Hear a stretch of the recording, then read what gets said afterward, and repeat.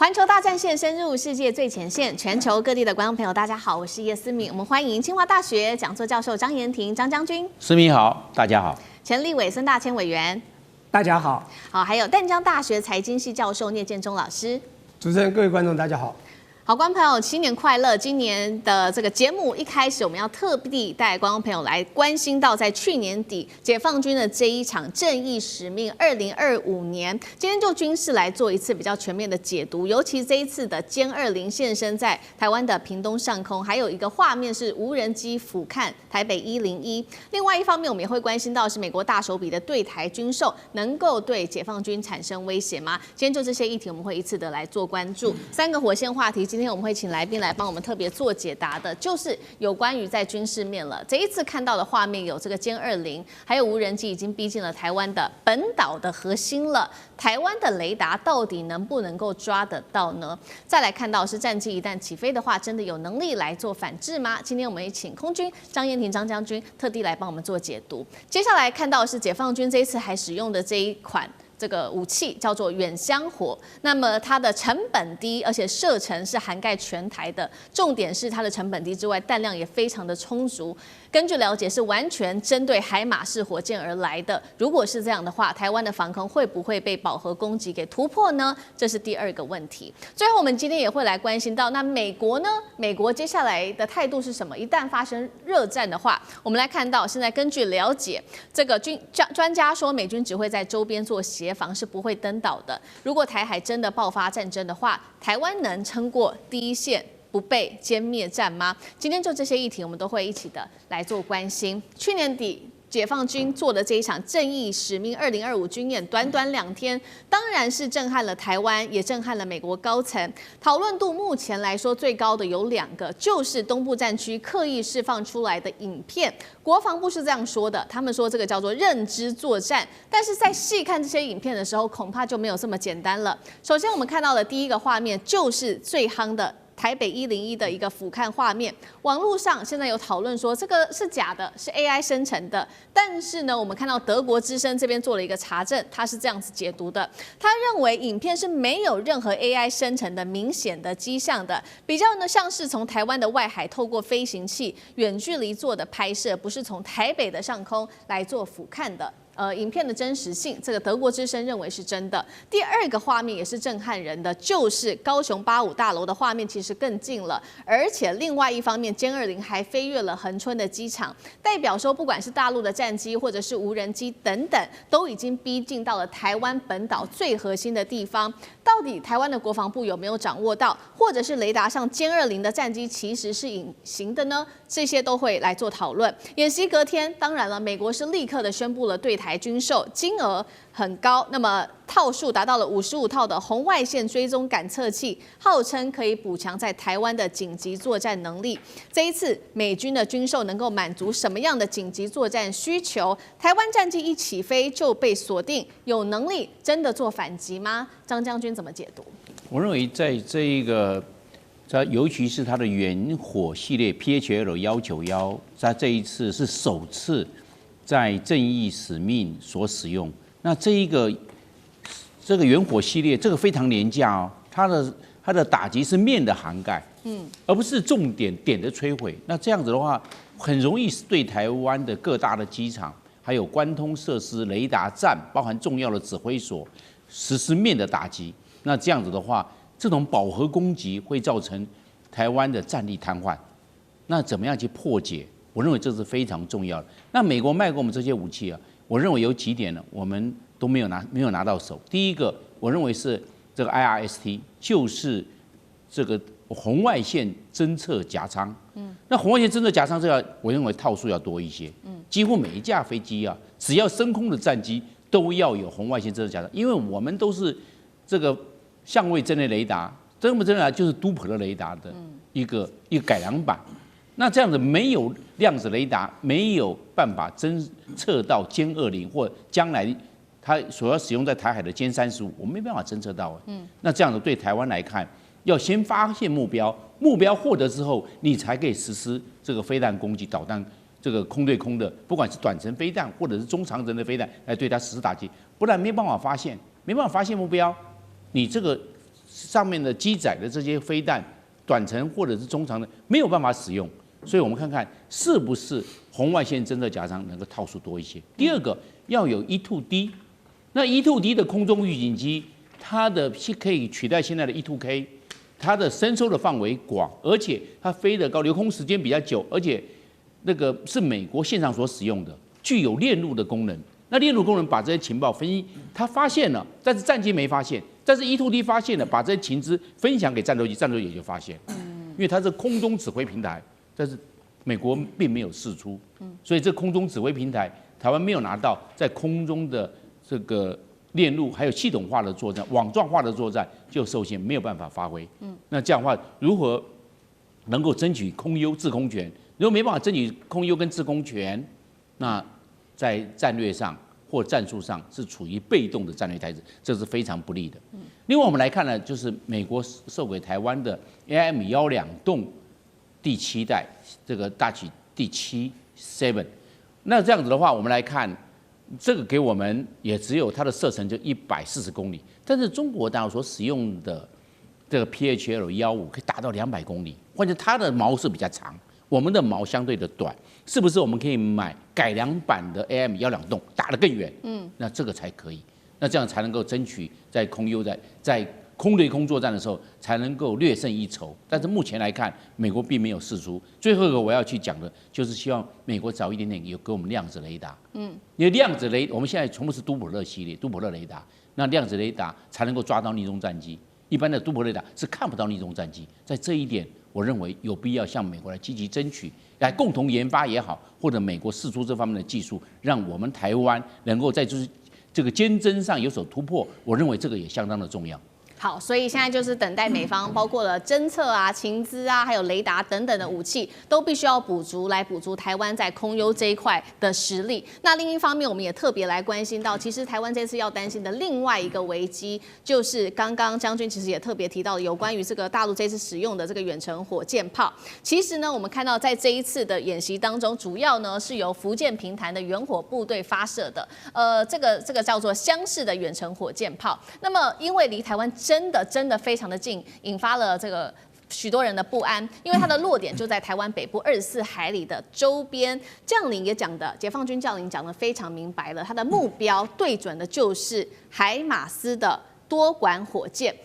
我们来看到这款的火箭炮跟海马斯做一个相比，3方面，第一个就是在它的作战半径，第二个在移动的速度跟射程上到底是怎么样？其实整体来说战力是差不多的。带观众朋友稍微来看一下，有关于这个远程的火箭炮，它的作战半径是落在650公里，那么海马斯则是落在480公里，其实没有太大的一个差别。移动速度每小时是80公里，海马斯是85公里，所以海马斯又略胜了一点点。再来，我们来看到射程的部分，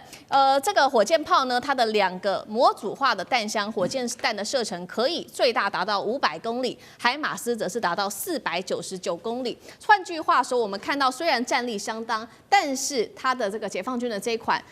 远箱火，它的成本跟它的量都是比较相对低，量又比较大。如果台湾的海马斯全部依赖美国，打完了之后，我们必须随时跟美国要来补充，那么成本相对的又比较高。所以今天要来特别请教孙委员又怎么看了？台湾的防空会不会像以色列的铁穹，接下来遭遇到被饱和攻击这种轰炸的突破线？委员怎么看？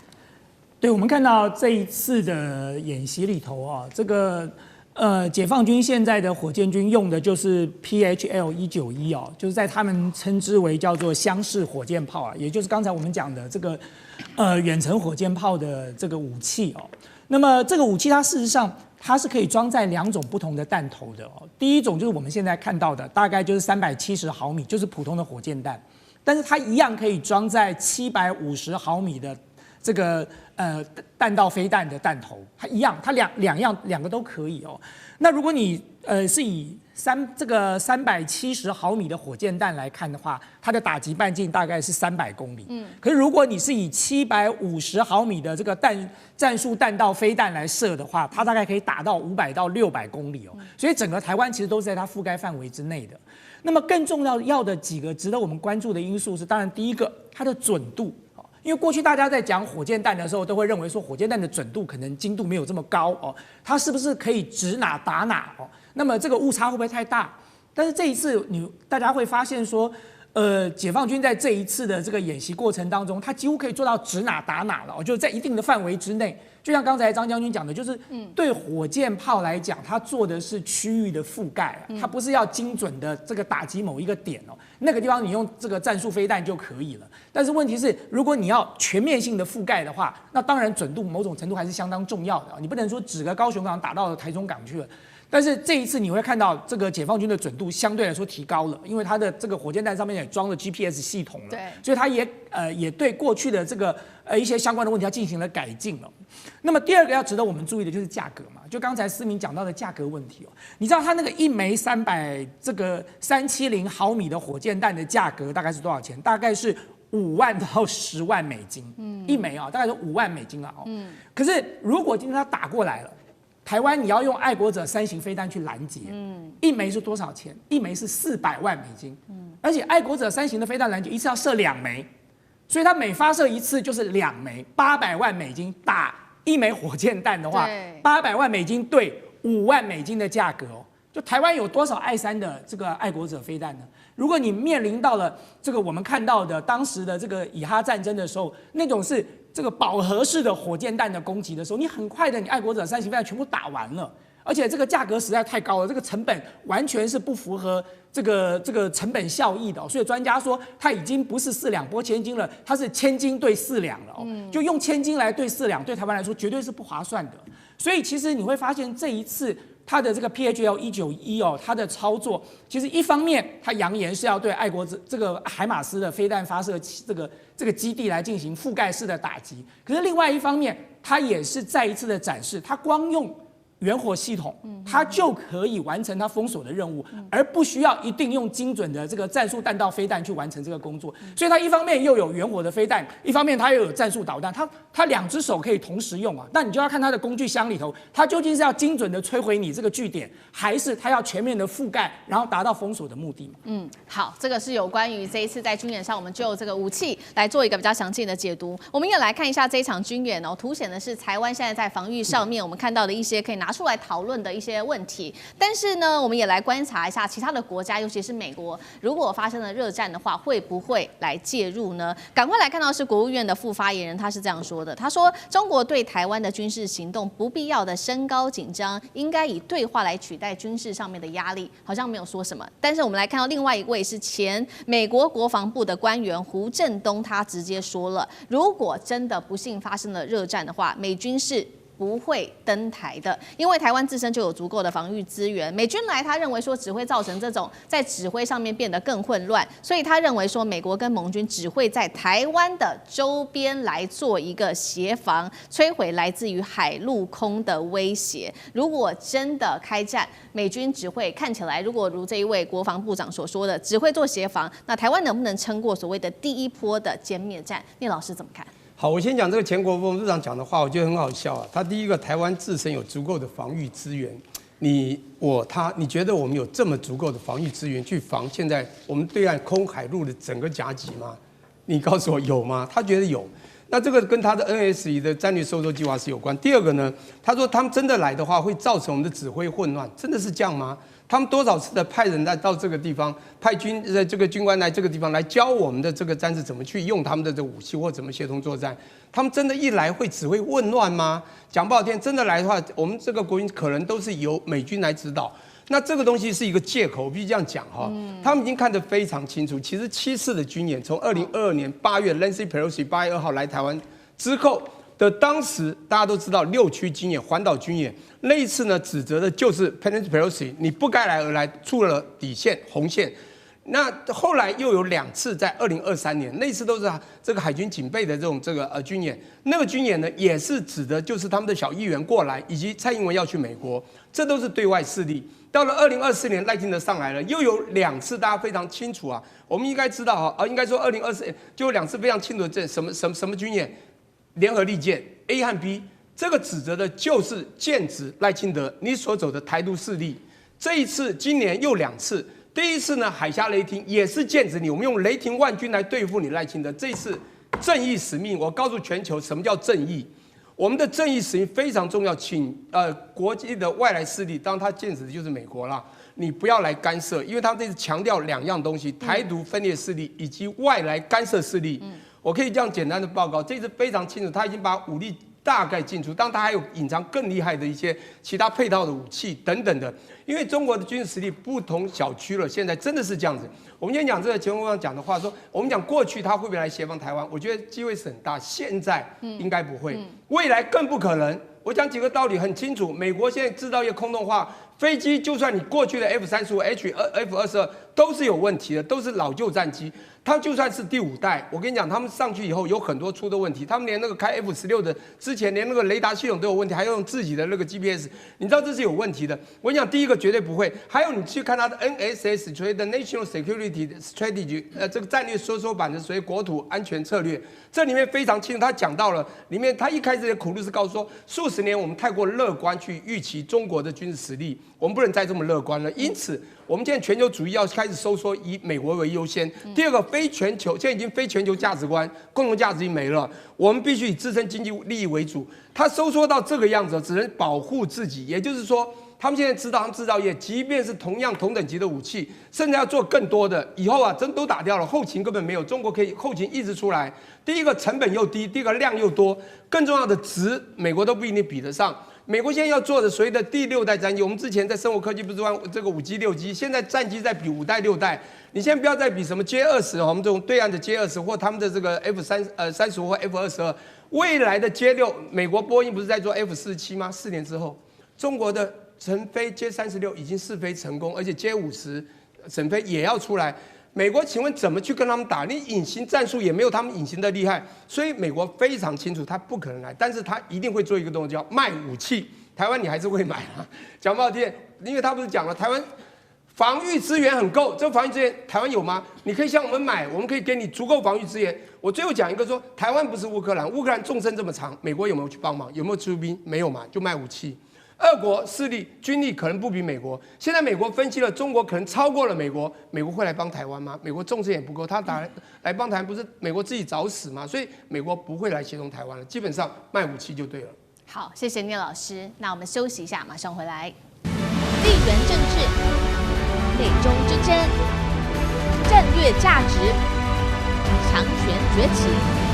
小国生存。